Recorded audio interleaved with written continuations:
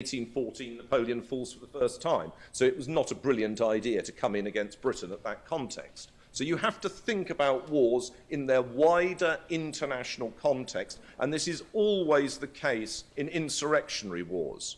We often, for example, looking at Afghanistan, say, well, nobody's ever succeeded in Afghanistan, and cites the 4 examples of Western military commitment, or sorry, non-Afghan military commitment. That doesn't prove anything. Each war is specific to its environment.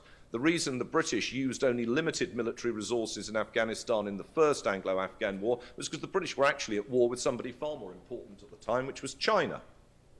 One of the reasons the Soviets lost the Afghan war of the 1980s is because the West, particularly the United States, also Britain, also for that matter Saudi Arabia, were providing massive quantities of material to the Mujahideen, to the resistance to the Soviet forces. And the Soviets also always, during that war, contained and controlled the major centres of power. So one has the major cities. So one has to be very, very careful before one assumes a ready reading from the past to the present.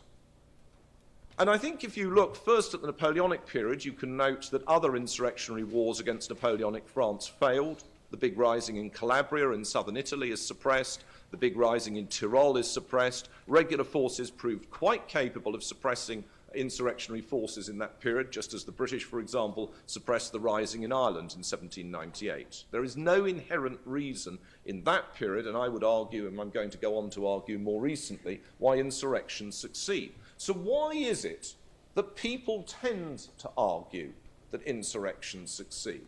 Why is it that they tend to argue that insurrections, or what they mean by popular or revolutionary warfare, succeeds?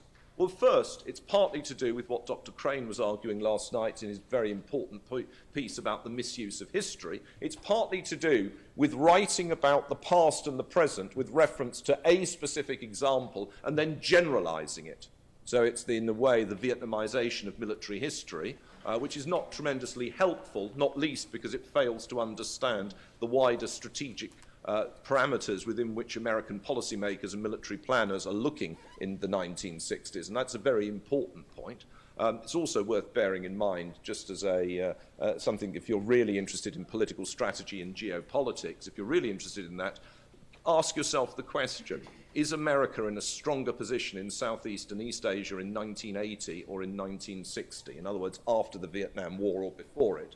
And if you know about the period and you know about the geopolitics, you will actually know that the 60s and 70s geopolitically ended up with the United States much stronger, with Indonesia under a friendly government after the nationalists had been toppled, with China as an ally, and with China fighting the Vietnamese. So strategically, the Vietnam period in Southeast Asia is actually a success.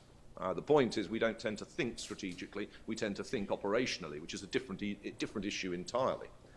Now, and of course, another point, I mean, I give a 3-hour lecture on the strategy of the Vietnam War, so I don't want to get involved too much into it. But you also have to bear in mind that success is often measured in terms of containing your opponent rather than defeating it. In terms of containing your opponent, of course, the opponent is largely contained for most of the 60s in Southeast Asia, the opponent being considered both in terms of concern about Chinese expansionism. The Chinese, of course, had attacked India in '62 successfully, and also in terms of the activities of the North Vietnamese. Anyway, moving on.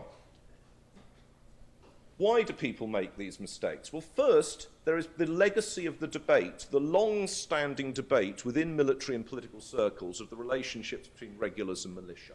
You can go right the way back. That debate was something that vexed people in Republican Rome. It was it vexed people in classical Athens. Machiavelli wrote extensively about it. He was in favor of the militia in Florence in the 15 teens. And of course, it has an American context. Jefferson's, I mean, it's interesting that Jefferson is here downstairs. Of course, Jefferson was largely in favor of the militia. He actually ran down the size of the regular army.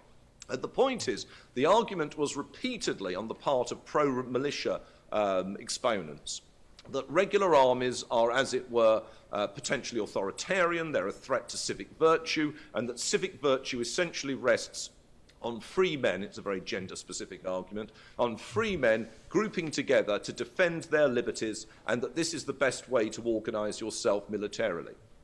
an interesting political view. There is absolutely no evidence for it in terms of military history, but nevertheless it's a political view that has been very influential in the way that often commentators have looked at military history. Linked to that and related to it is the separate left-wing tradition of arguing that revolutionary forces are bound to defeat ancien regime forces or conservative forces. And that's an argument